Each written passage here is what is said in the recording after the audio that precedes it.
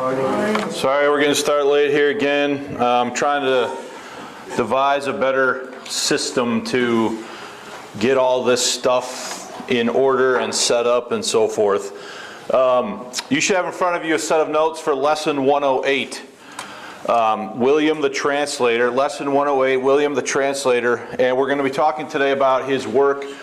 Is there any extra ones? We're going to be looking at his work today on the Old Testament. Okay, so that's what we're going to be primarily focused on here this morning.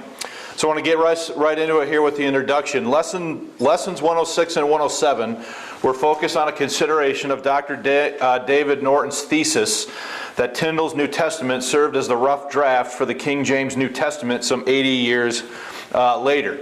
Little was said in these lessons regarding Tyndale's work on the Old Testament. So the last two studies where we were looking at some things related to the relationship between William Tyndale's translation and ultimately the King James Bible, we were primarily focused on the the New Testament when we were doing that.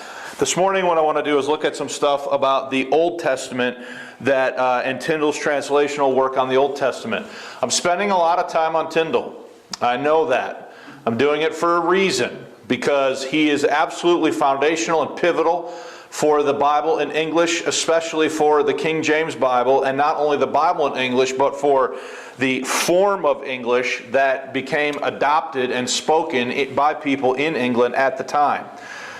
Therefore, the focus of this lesson will be upon Tyndale's translation work on the Old Testament. Now, I have given, there is a link here, so when these notes go live on the internet, you will be able to click there and view a website that has a link to Tyndale's 1530 Pentateuch, or the first 5 books of the Old Testament, where you can actually look at them. All right. I was thinking about trying to show them, and if we have time at the end, I'll show you them. But I also have some photos here that we'll be looking at here after a while. Okay. At the outset, please recall the following points taken from Lesson 105 on the life and times of William Tyndale regarding his work on the Old Testament. So we saw in Lesson 105 the following points regarding the Old Testament. Amidst the chaos at home in England in 1530, also saw Tyndale translate and publish the Pentateuch in English. So when we talk about the Pentateuch, we're obviously talking about the first 5 books of the Old Testament, right? Genesis through Deuteronomy. We saw, quote, the hierarchy is still on high alert for the apprehension of William Tyndale. Vaughan, the English envoy and successor to Hatchett, so that's some political stuff that we talked about in a previous lesson, has a special commission to watch Tyndale's movements. In the meantime, Tyndale has been engaged and translated the Pentateuch aided doubtless by his friend Firth, who at the persecution at Oxford fled across the sea. These 5 books were printed separately. David Daniel adds they could also have be bought together, with titles and prologues to each, but without dates, excepting that of Genesis. These books are quite rare, since there is but one complete set known to have been preserved in the Grenville Library, British Museum. Another quote regarding that was, the original Hebrew text of the Pentateuch, or of anything, was in English for the first time. So we've talked about this. Before Tyndale, that no one had ever taken any Hebrew and translated it into English. He is the first one to take the Hebrew text and render it in English in any form at all. So he is a trendsetter there. And then you have the statement there in Latin, which I'm not even going to try to say. So the reason we have the statement, let there be light and there was light, is because of the translational work of William Tyndale. Obviously a very famous statement from Genesis chapter 1, right? And Tyndale is also the one that gives us the name of God as Jehovah. So those are some review points of what we saw there in Lesson 105. Also we saw, as noted earlier, in 1530, Tyndale translated and released the 5 books of Moses separately, each with its own title page. In 1534, they were all bound together and reissued in a standalone volume. As for the rest of the Old Testament is concerned, Condit reports, the book of Jonah was translated by Tyndale in 1531, but was not reprinted. There has been some doubt as to how much of the Old Testament Tyndale translated. Hall, the chronicler, claims that beside the New Testament and the Pentateuch, he completed the books of Joshua, Judges, Ruth, the 4 books of Kings. So don't get confused, right? We talked about that before. In the Hebrew Bible, there are 4 books of Kings. In your Bible, there are 2. Same material, just set out or laid out differently. The 2 books of Chronicles, Nehemiah, and the first book of Esdras and the prophet Jonah. But whatever Tyndale may have left behind in manuscript, he only published, besides the New Testament, the Pentateuch, and the book of Jonah. That Tyndale translated directly from the Hebrew, and that he was a master of that language, there is no longer any question. So, there's some doubt a little bit if he ever bound all 5 of those books, Genesis, Exodus, Leviticus, Numbers, and Deuteronomy, if he ever bound them all together in one volume in 1530. But for sure, by 1534, he put all 5 together, and they were all published together in a volume. Okay? So I have here a couple things. First, this is Tyndale's Old Testament.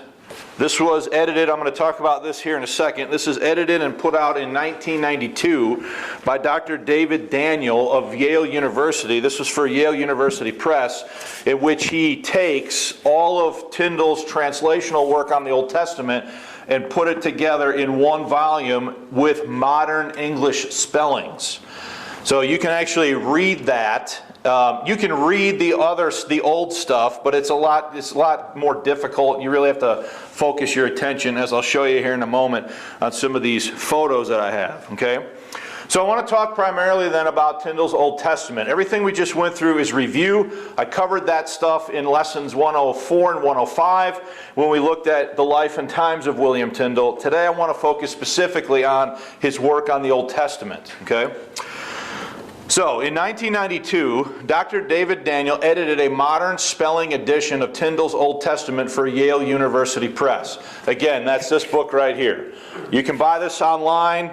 I'm not sure how much it is. I don't think it's terribly cheap. $100 or more or less. Okay, around $100 you can pick one up if you're interested.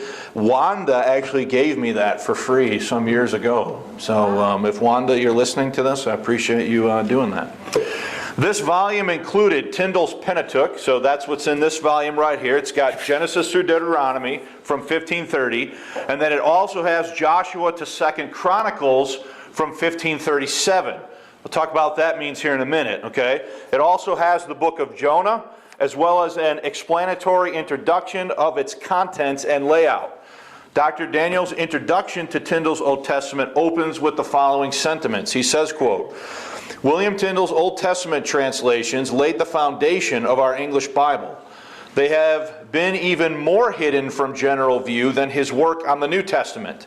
Half of what appears in this volume has not been generally accessible since 1551. It's one reason why this book is a little bit pricey. A lot of the stuff that's in this book, you literally can't probably find it in a format that you can really access as a modern reader unless you have this particular edition. So there's definitely some value in that. Tyndale published his first translations from Hebrew into English, the earliest ever from that language into this, in 1530, when he printed his Pentateuch. So again, Tyndale is the first guy to take Hebrew and translate it into English. No one had ever done this before Tyndale. He gave us Bible language, the words and rhythms, for example, of the story of the creation and the fall. Let there be light, and there was light. Male and female created he them. Who told thee thou wast naked, and much else. 2 generations later, in 1611, the scholars and divines who made the authorized version under King James were happy to use what Tyndale had given them, though without acknowledgement. Many great passages from the Pentateuch come to us from Tyndale, like the blessing from number 6. The Lord bless thee and keep thee. The Lord make his face to shine upon thee and be merciful unto thee. The Lord lift up his countenance upon thee and give thee peace. ringing phrases such as, from the Lord, for the Lord thy God is a consuming fire, or a mighty hand and a stretched out arm, from Deuteronomy 4, and from Deuteronomy 6, for the Lord thy God is a jealous God, as well as thou shalt love the Lord thy God with all thine heart, with all thy soul, and with all thy might. These and many, many more come to us from his Pentateuch. So when you're reading what Tyndale says in this Pentateuch, you're basically reading what is adopted in large measure later on, as we've already seen, by the King James translators, right? So those very famous phrases from the Old Testament are first set into English by Tyndale in 1530. Yet that volume was less than half his Old Testament work. 2 years after his execution in 1535, this is actually a mistake. He was executed in 1536, not 1535. There appeared a thick folio Bible, also printed abroad, which announced itself as set forth with the king's most gracious license, making a change to Henry VIII's policy, and truly and purely translated into English by Thomas Matthew. Matthew is a cover name. So I also have here a 1537 facsimile reprint of a Matthew's Bible. Okay, I picked this up at Baker Bookhouse some years ago, and it has in it, if you get past all the introduction information, this is the front page where it talks about the Bible being printed for the king and so on and so forth, right, or as a representation of the king's authority. So why is this important to Tyndale? Okay, this volume was in fact assembled by Tyndale's close friend John Rogers, who later became the first Protestant martyr in England under the Catholic Queen Mary. In his Matthew's Bible, Rogers reprinted the Pentateuch and all of the New Testament directly from Tyndale. So if you look at this Matthew's Bible and you compare the New Testament with Tyndale's Bibles from 1534 and 1535, the Matthew's New Testament is basically identical to what Tyndale put out some 2-3 years before. Okay? But what Matthew also included is all the available work of Tyndale on the Old Testament. So he includes Tyndale's Pentateuch, Genesis through Deuteronomy, and more besides in the 1537 Matthew's Bible. Okay? The section after the Pentateuch, from Joshua to 2 Chronicles, was also Tyndale's work. For this section, there is, it has been said, no direct evidence.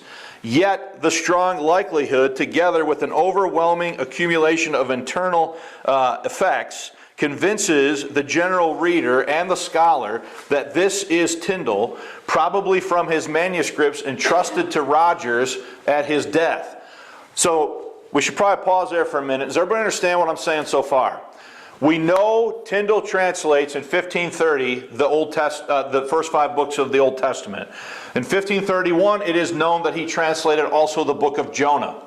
But he also translates, as it said there in the quote, he also is responsible for, let me make sure I get this right, Joshua to 2 Chronicles.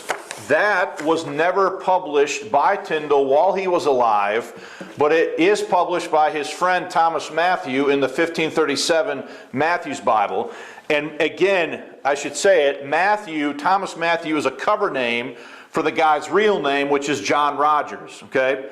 I would say to you that him even saying, even in 1537, saying that he is representing the King of England is a bold move on his part, because he had no crown authority to really do that in 1537, which is why he does this under an assumed name.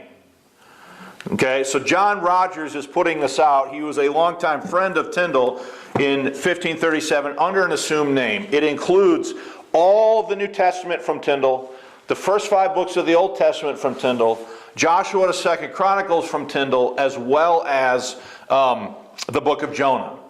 All right? So anybody have a question or a comment or need a clarification? Yeah?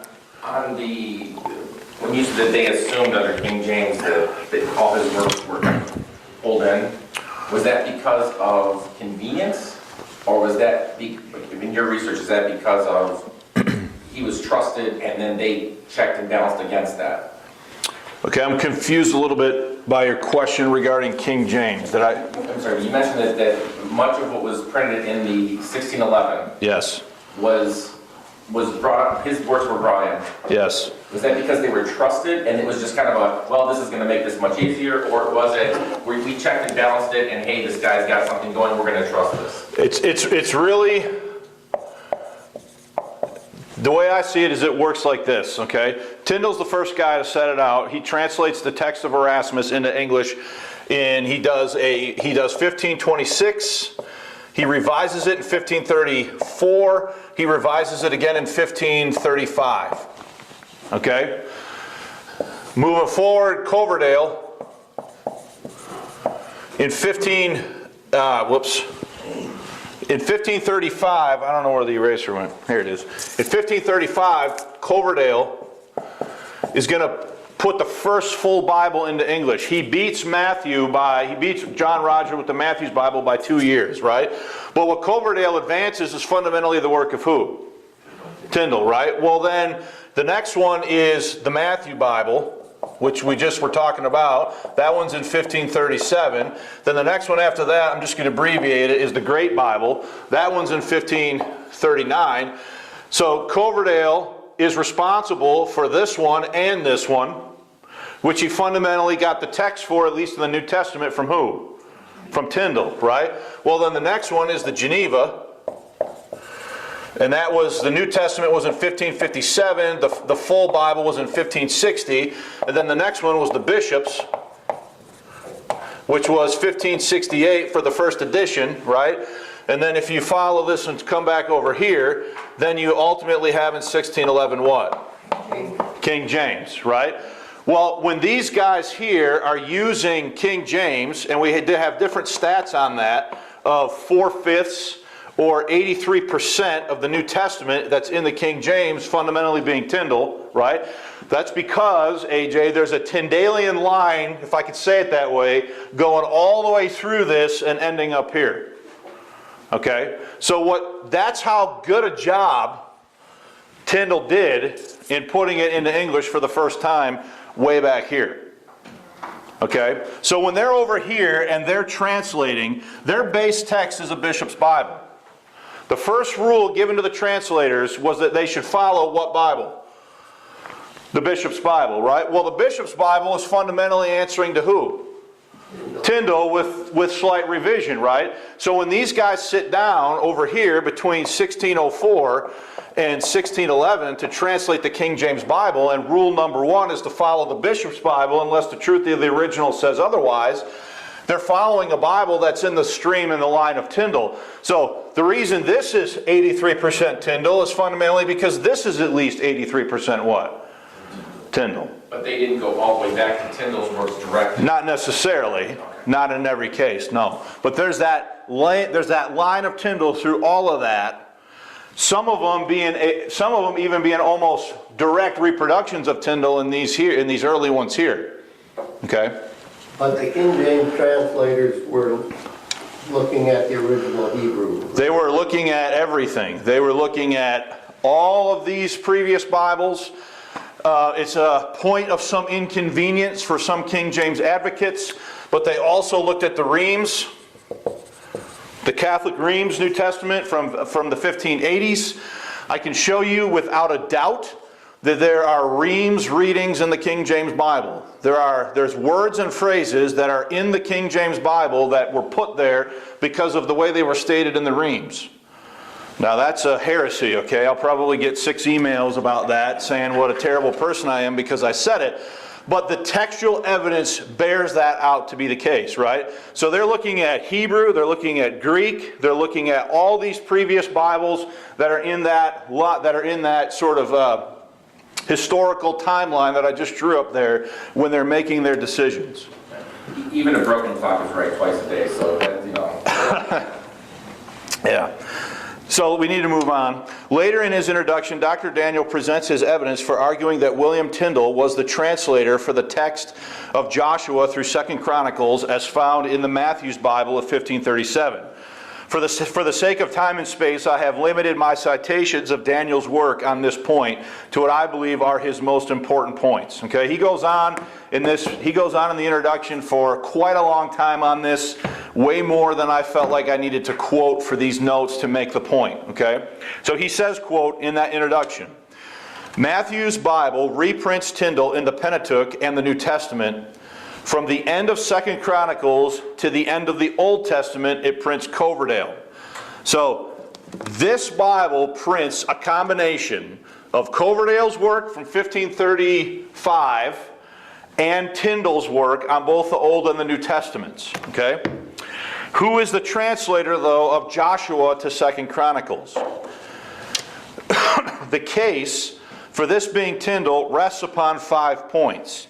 The first 3 carry such a weight as they make the ascription virtually certain. Number 1, Tyndale's way with Hebrew can be very much his own, as we have noted above. When he strikes out independently of any immediate influences, so that would be Luther, the Septuagint, or the Vulgate, he leaves, as it were, a distinctive signature on his treatment of Hebrew words. The musical instrument in Hebrew is toph, I don't know how you say that, is constantly or consistently translated by Coverdale. I think that should say in the books from Ezra onwards as tabret. In the Pentateuch, Tyndale makes it timbrel, as this is the word in Judges 11, 1 Samuel 10, 1 Samuel 18, 2 Samuel 6, and 1 Chronicles 13. Examples of such continuity of idiosyncrasy, as we might put it, can be found many times and accumulate to make a powerful case. So, in other words, when you read that section of the Matthew's Bible, is it consistently dealing with that word the same way Tyndale did in his Pentateuch? Which is decidedly different from the way Coverdale dealt with that word. Okay? So there's an idiosyncrasy in the way Tyndale translates that Hebrew word that's found in his, I'm going to write it down here, in his 1530 Pentateuch that shows up in those sections of the Matthew Bible. Okay? So in those sections that follow that idiosyncrasy, it seems logical to reason that in that case, who's providing the translation in the Matthew Bible? Tyndale. Is everybody following that? It's going to get a little, you got to put your thinking cap on, okay?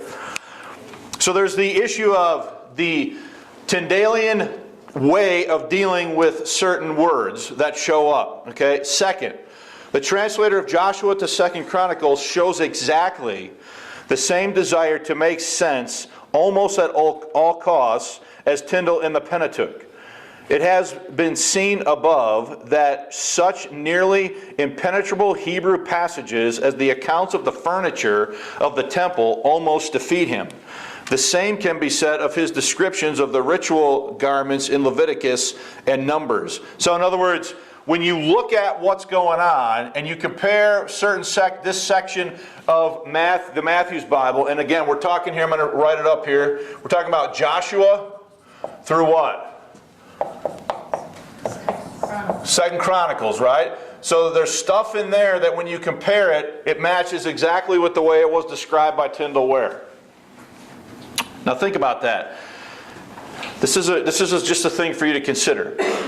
Has anybody before this point translated any of this Hebrew stuff into English?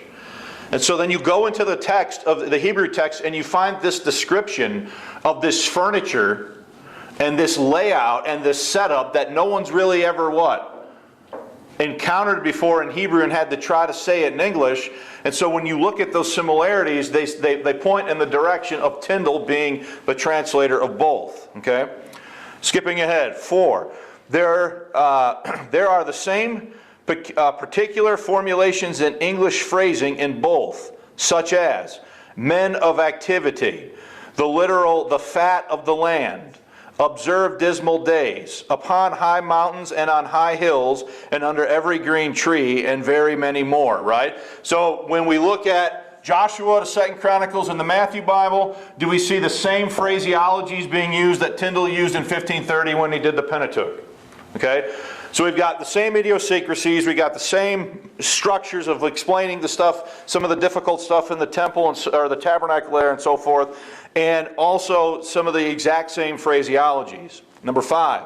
Finally, there is evidence of large ornamental initials in Matthew's. Those in the introductory matter, IR and HR, are taken to stand for John Rogers, and that would be the old way of a J, by the way. We say it looks like an I to us. I'll show you what I'm talking about if I can find it quick. It's in here.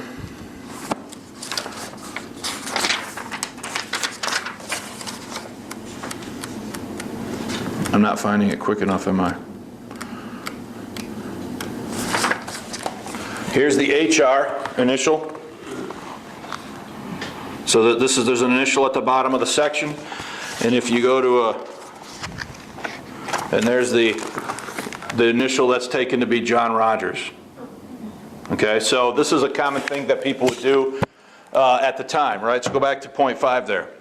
Finally, there is evidence of large ornamental initials in Matthew. Those, in the introductory matter, IR and HR, are taken to stand for John Rogers and Henricus Rex. Before the prophets, RG and EW, are taken to be Richard Grafton and Edward Whitechurch, the London printers who financed and distributed the volume, and WT at the end of the Old Testament before the Apocrypha. So I did mark that, I think. So if you look at this, here's the WT initial at the end of the Old Testament, and on the facing page is the beginning of the Apocryphal books. Okay? So this is the WT, this is the facing page with the Apocryphal books right there. That's a cover page for that. We'll talk about the Apocrypha in a future lesson, all right? So back to the notes. Edward Hall, in his chronicle of 1548, adds the Old Testament historical books to a list of Tyndale's translations. Moreover, copies of Matthew's exist in which all the prologues and all the notes have been obliterated to escape the penalties that were threatened in 1543 when, as Bishop Westcott notes, Parliament proscribed all translations bearing the name Tyndale and required that the notes and all other copies should be removed or obliterated. So they don't like Tyndale. All right. So there's 4 or 5 different lines of reasoning to suggest that Tyndale also translates Joshua through 2 Chronicles, that his friend John Rogers uses his translations in the Matthew's Bible from 1537. And so then that would mean that the Matthew's Bible would be Tyndale. Let's just sort of drop this down. The Matthew's Bible then would be Tyndale in Genesis through Revelation. It would be Tyndale in Joshua. So Josh through 2 Chronicles. It would be Tyndale also in the book of what? Jonah. Okay? Any questions about that? Perfect. Therefore, I think it's safe to conclude that Tyndale's translation accomplishments with respect to the Old Testament include the following before his martyrdom in 1536, sorry. You would have then his 1530 Pentateuch, which includes in it William Tyndale to the reader. So I have a few pictures here. So this is the cover page. This is the link where you can go to actually get this. But this is the first book of Moses called Genesis. This is a picture exactly from the 1530 Pentateuch. And then here we have, this page shows William Tyndale to the reader. And then this page shows his prologue showing the use of Scripture, where he deals with and explains how Scripture is supposed to be used. And again, I took these images straight out of a 1530 Pentateuch. So in that, you would have William Tyndale to the reader, you would have the prologue on the use of Scripture, Then you would have the first book of Moses called Genesis, so I'm reading from the list. After Genesis, he included a table expounding certain words, a prologue into the second book of Moses called Exodus. Then he has a table expounding certain words of the second book of Moses. Then he actually has the book of Exodus. Then he's got a prologue to Leviticus, the book of Leviticus, a prologue to Moses, or a prologue to Numbers, and then a prologue to Deuteronomy, and then the book of Deuteronomy. So that's the contents of what's in the 1530 Pentateuch if you actually go and look at it. And I do encourage you later on to go check it out. You can look at it. It's very interesting to do that and see what it looked like, how it was set up, how it was laid out. Now, you can read this stuff. You just have to sort of have a trained eye to be able to do it. This is English. This is not Greek, Hebrew, or Latin. This is English here. It's just the typesetting and the font is obviously difficult, as well as some of the spelling is not what you're used to. Okay? Then if you go to the next point, in addition to all that from the first 5 books, then you would add to his work from the 1537 Matthew's Bible. He did Joshua, Judges, Ruth, 1 Samuel, 2 Samuel, 1 Kings, 2 Kings, and then he also does both books of the Chronicles, and then he also did Jonah. Okay, so that's the extent of his Old Testament translational work as far as what we have in the different witnesses, I guess would be the word for it. Okay? Excuse me. So all told, then, Tyndale is responsible for penning the rough draft for 15 of the 39 books, or 38% of the Old Testament found in the King James Bible. Okay? In addition to producing full English renderings for the 15 books listed above, it is important to note that Tyndale's 1534 and 1535 New Testament revisions also included English translations for a select number of Old Testament passages not included in the preceding list. Okay? So this gets interesting. If you look at the last point on page 4, these additional Old Testament translations can be found in the back of his New Testament revisions from 1534 and 1535 after the book of Revelation in a section titled, "These, quote, these are the epistles taken out of the Old Testament, which are read in the church after the use of Salisbury upon certain days of the year." Now we got to talk about this for a minute. So I want to show you this. If I can get this to work. We'll go to the next one. Okay? So this is the page I'm talking about. So this is from the Old Testament Salisbury epistles from 1534 New Testament revision. All right? So I have the English version of this so I can read all this language to you here. But it says here, these are the epistles taken out of the Old Testament, which are to be read in the church after the order of Salisbury upon certain days of the year. The first, let me get this right, the first Friday in Advent, the epistle, and then this is going to be from Isaiah 51. So there's a liturgical calendar that the church is following. Okay? And in the back of his 1534 New Testament, he includes extra translations of the portions of the liturgical psalter that was being used into English so that the people who were following that system could actually know and read and understand what was going on as they followed that system. Okay? So a lot of people might get mad at Tyndale for this, right? Because this is kind of a Catholic thing a little bit to having this liturgy there, right? But remember that I don't want to be too hard on Tyndale given the day and the time in which he lived here, right? His mind is simply to give people access to the Scripture in their own what? Right. In their own language. And if a lot of the people that are going to be reading his Bible are following this liturgy, he reasons that, well, they might as well be able to read and understand what's going on. So if at the top of page 5, let's explain this a little bit. The use of Salisbury is referring to the rites and cycles of the Cathedral and Diocese of Salisbury, England, after the change to the new Sarum, is how I would say that. See the Wikipedia entry for the use of Sarum, so that's a link that you can go to. Okay, this diocese had a schedule of determined scripture readings in their lectionary to be read on certain days of the year.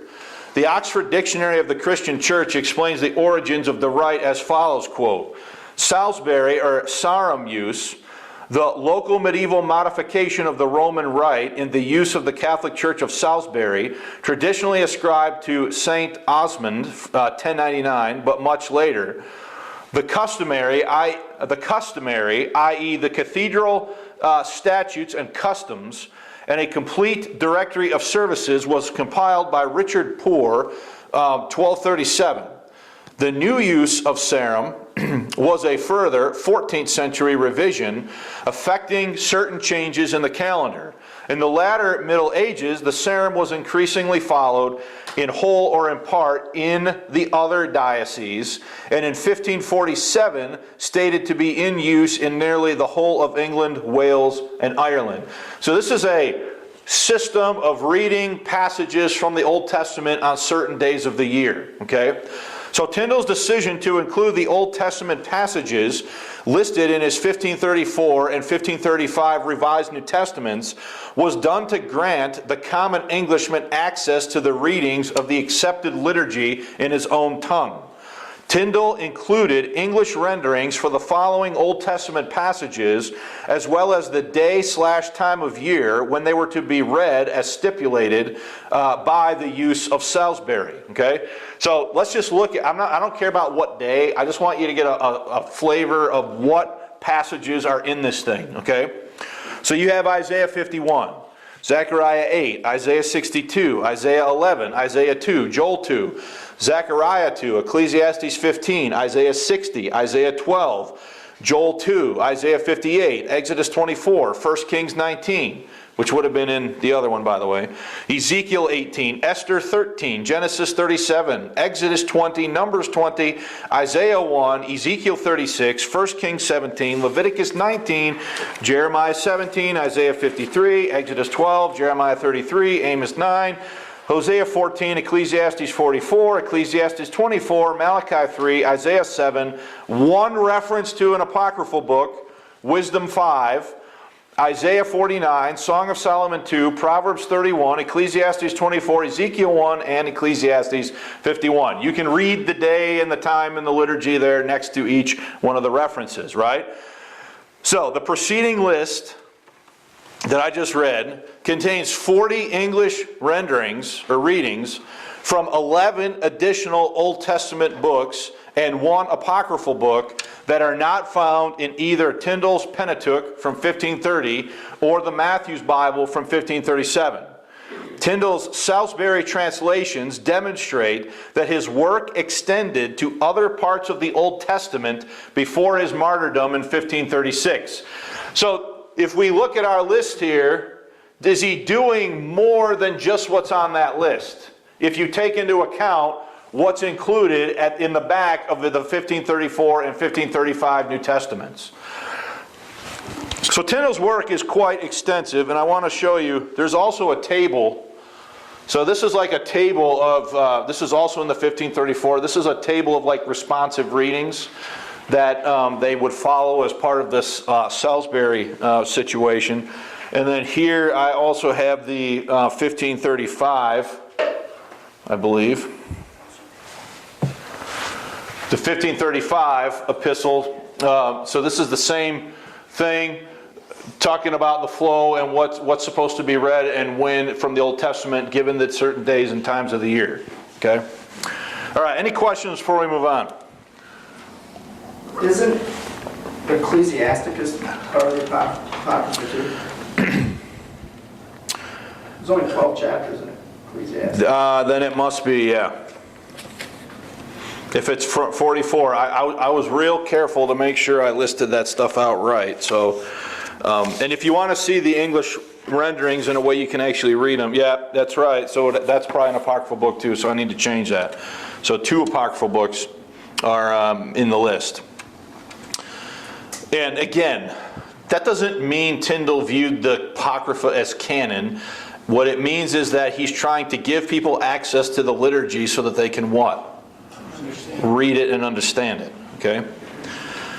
So, regarding the Salisbury Epistle, I think that should say epistles with an S, Dr. David Daniel states the following in his William Tyndale, a biography. He says, quote, "At the back of the book are 15 pages containing 40 Old Testament passages.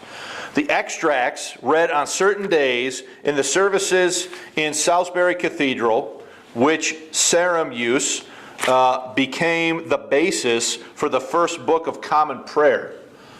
So you've heard of the English Book of Common Prayer, right? That English Book of Common Prayer is based heavily on this use of Sarum or Salisbury that Tyndale is translating here. Okay? So back to that. Translated so that the worshipers could hear or use all the Bible passages in English. Those pages are followed by a further 18, giving a table of the set readings from epistles and gospels throughout the year, again anticipating the prayer book. So that's what this was about. That's this column here from 1534. This column's not in the 1535, but here are the table of readings from the epistles and the gospels that are also going to be used in that liturgy. So he's also laying that out so that they know. So if they had this book, if they had this 1534, would they be able to read the New Testament and the passages from the epistles and the gospels, as well as have access to the Old Testament readings to follow the liturgy in their language if they had this edition? Yes. Okay, that's what he's after there. As of this date, I have not been able to ascertain with any certainty the source text for Tyndale's Old Testament Salisbury epistles. Tyndale could have used any of the following to make these translations. He could have used the Latin Vulgate, he could have used the Hebrew text, or he could have used a Latin version of the Salisbury liturgy and just translated it into what? Into English, okay? Given all that we have studied regarding the translational practices of Tyndale to date, I favor the notion that he utilized the Hebrew text, but I can offer no definitive proof of that position at this time. Okay, it would seem, if he follows what he's done in other places, it would seem to make sense that he would have used the Hebrew, but it is very hard to tell. And the reason I'm saying that is I've taken this stuff to some degree. I took like 10 samples here, and I compared them to the King James Old Testament and a couple other things, and it was hard for me to figure out exactly what was going on with them. And so I'm just going to have to say that ultimately I don't know what he is translating, what his source is to translate these additional Old Testament passages that are found in the liturgy. Okay? But what I do know, this can be said, the next point can be said pretty definitively. While proof may be lacking as to the textual basis for the Salisbury epistles, they do establish beyond doubt that Tyndale labored to revise and improve upon his Old Testament translations. These efforts on the part of Tyndale with respect to the Old Testament to revise and improve his work are consistent with what we saw in Lesson 107 when we looked at the New Testament. Regarding this matter, Dr. Brooke Fawcett Westcott, terrible person, I know, states the following in his A General View of the History of the English Bible. He says, quote, "The texts of the epistles from the Old Testament," that's what we're talking about right now, okay, "appended to the New Testaments of 1534 and 1535 differ in small details from the published Pentateuch of 1531-1530. And what is still more interesting, from one another." So, what does that mean? That means that whatever he put down in his Old Testament from 1530, when he appends this stuff to his New Testament in 1534, and you compare the passages that they have in common, there's strong evidence that he was making changes to what he originally said here. And then there is definitive evidence that the epistle, the Salisbury epistles that are appended to both of these editions here, the 1534, when he redoes it again in 1535, he makes revisions. Does that make sense? Yeah. Okay? So I bring that up to show you, is Tyndale constantly aware of trying to improve his work? All right? The citation, this citation from the pen of Westcott contains 2 footnotes in support of its claims. The following are photos of Westcott's footnotes from pages 156 and 157. Okay, so there's a lot there. Let's look at, do you see where it says P.E.N.T.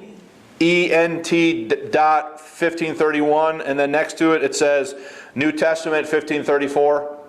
Okay?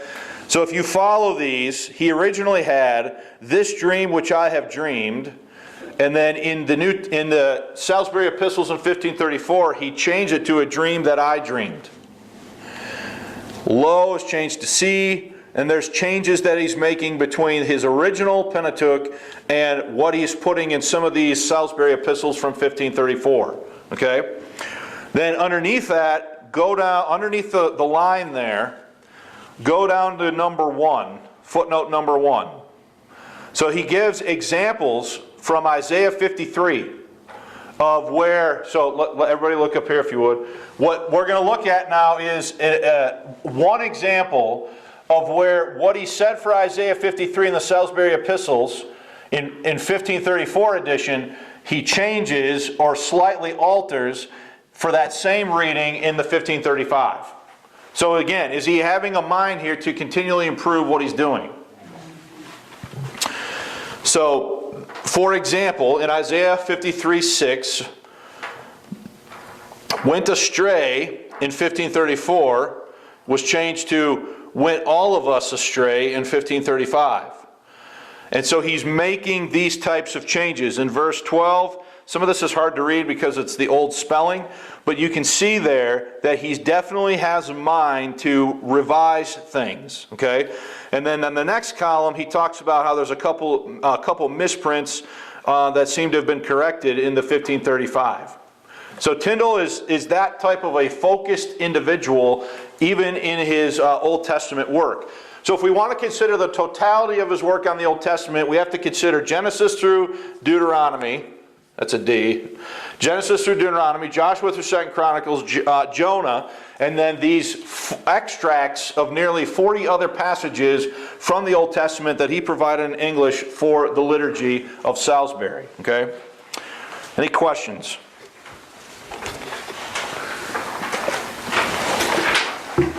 All right. The Salisbury Epistles appended to Tyndale's 1534 and 1535 Revised New Testaments contain 2 readings from the Pentateuch, Genesis 37 and Exodus 12. In the case of Genesis 37, see Westcott's first footnote. If one compares the readings found in Tyndale's original Pentateuch, 1531, that's his date. I don't like that date, but I went with it because that's what he said. With the same passage, in the Salisbury Epistles from 1534, one observes textual variants. Likewise, in Westcott's second footnote, comparing the Salisbury readings of Isaiah 53, verse 6, 8, and 12 in 1534 and his 1535 editions of his New Testament.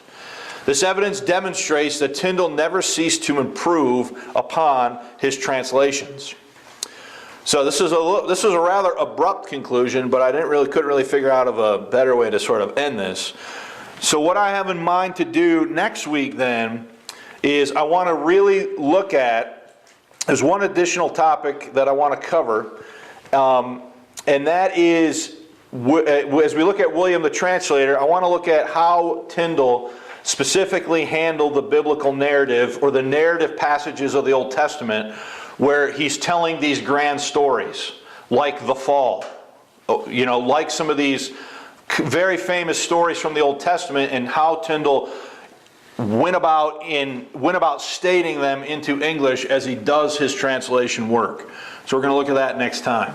Okay? Anybody have any questions or comments about any of this? Besides telling me this was boring, hopefully it was somewhat interesting to you. But you need to get a full grasp of what Tyndale's doing. So let me just say this point in conclusion. In the King James Bible, for those passages that are available from Tyndale, did that also therefore then serve as the rough draft for those passages? Yes, because Coverdale's advancing it, Matthew's advancing it, and then it ends up, just like the New Testament, it ends up in the same stream of Tyndale that starts back here in the 1520s and 1530s. Words like Passover didn't exist in English until Tyndale literally coins them when he's working on the Old Testament in 1534. Okay? Guess what word they used in English to talk about Passover before he invented Passover?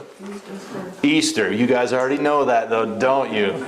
Because you were here when I taught that, right? So Easter, originally in Tyndale's New Testament from 1526, guess what he had every time the Greek word Pascha occurred? Easter, or some form, some transliteration of it, Pasch. Okay? So did he know something about the meaning of that word?